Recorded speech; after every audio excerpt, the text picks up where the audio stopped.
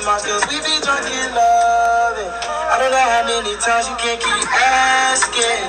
You was never the one to make it happen. She know that I would be loving. Passing my skills, we be drunk in love.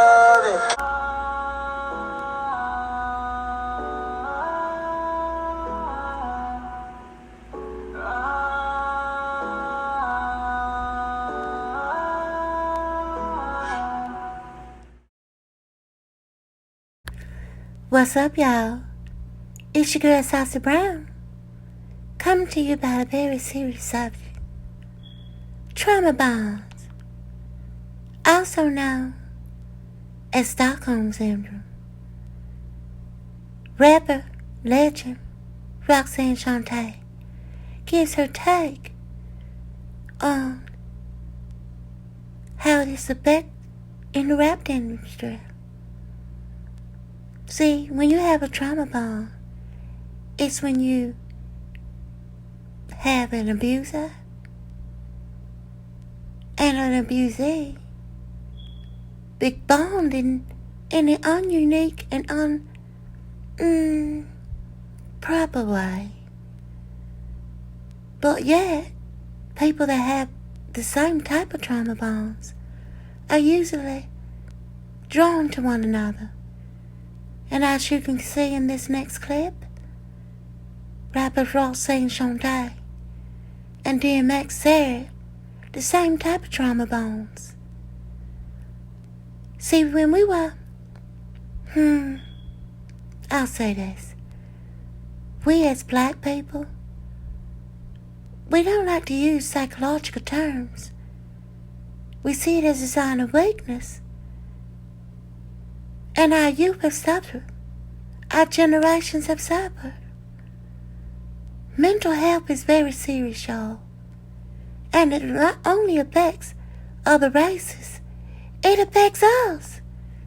And it takes all of us to see those people hurting and help them while we still can. I have a video on mental health.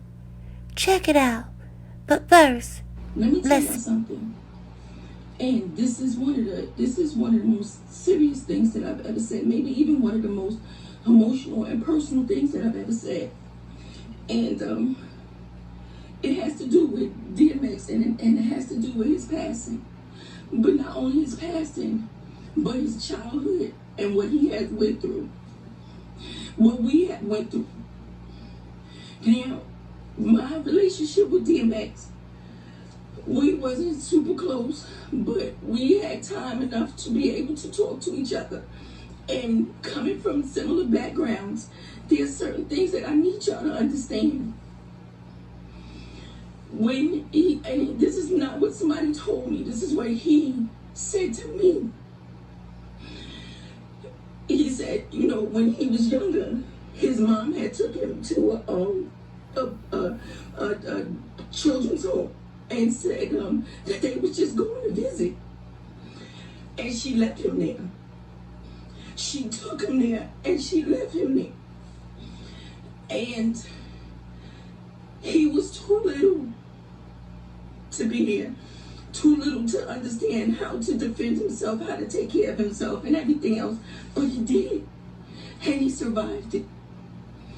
And we all have our ways of dealing with it. I've been through that system. I've been through that. I know what it's like when people think that adults don't care about children.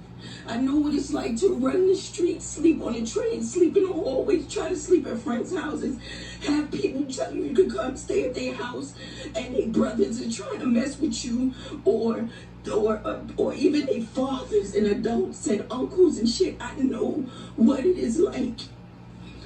And we all handle it differently. We all have our demons.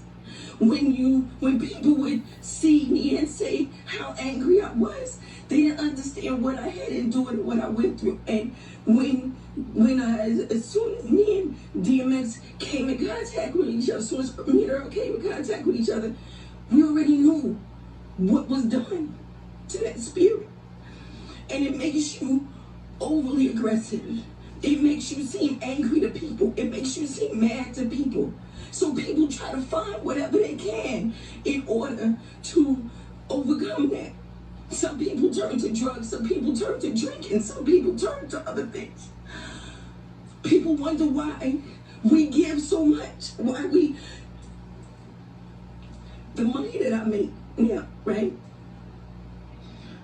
I give most of my money away to children who are in foster care and going through situations. You know why? Because there was nobody to do that for me. There was nobody to do that for me. So I do that. I give back. I try to make everybody happy. I try to keep everybody good because of what I may be dealing with on the inside. Everybody is fighting their own fucking demons.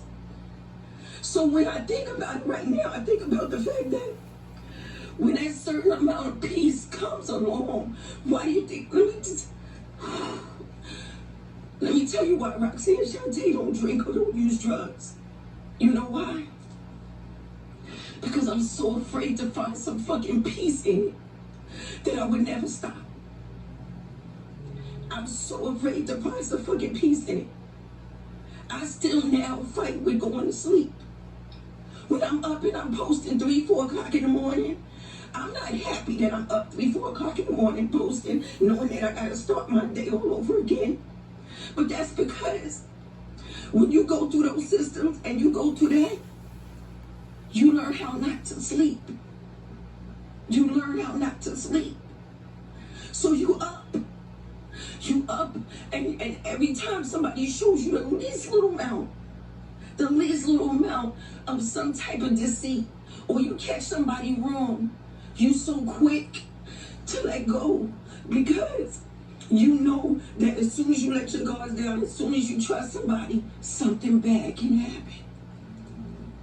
Something really bad can happen because you've done it. To miss out on a childhood, and then people wonder why you make the mistakes you make. Yeah, I make mistakes all the time.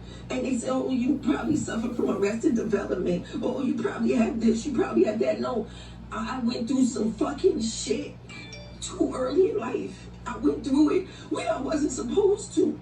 That's what it was. I went through it when I wasn't supposed to.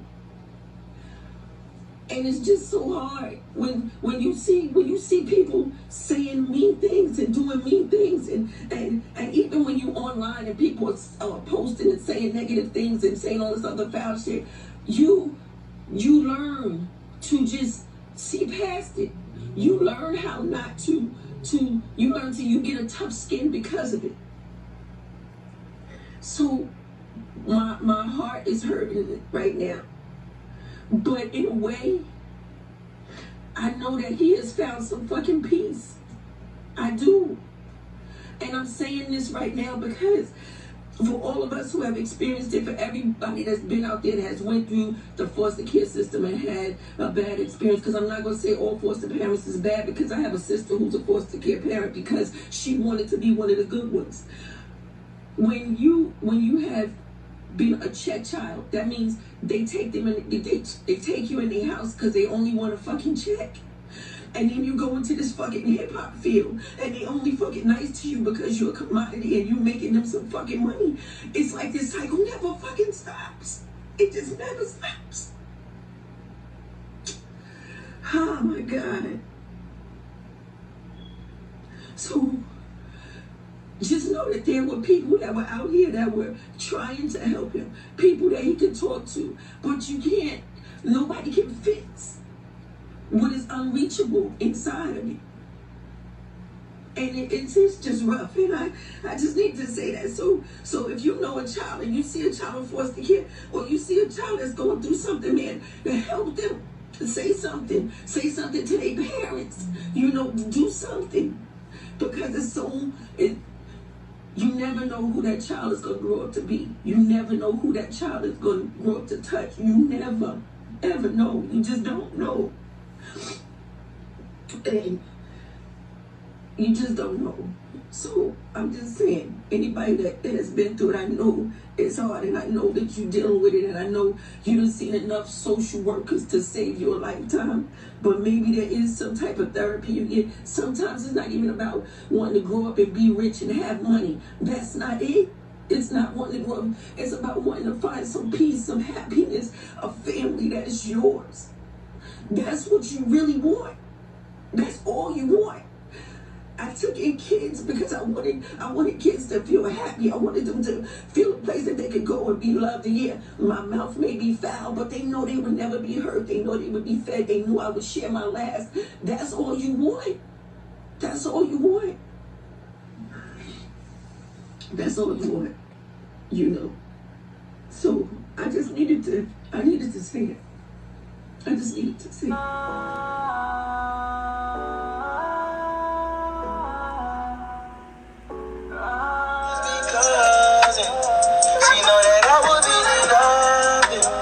Passing my skills, we be drunk in love. I don't know how many times you can't keep asking. You was never the one to make it happen. She know that I would be loving. Passing my skills, we be drunk in love.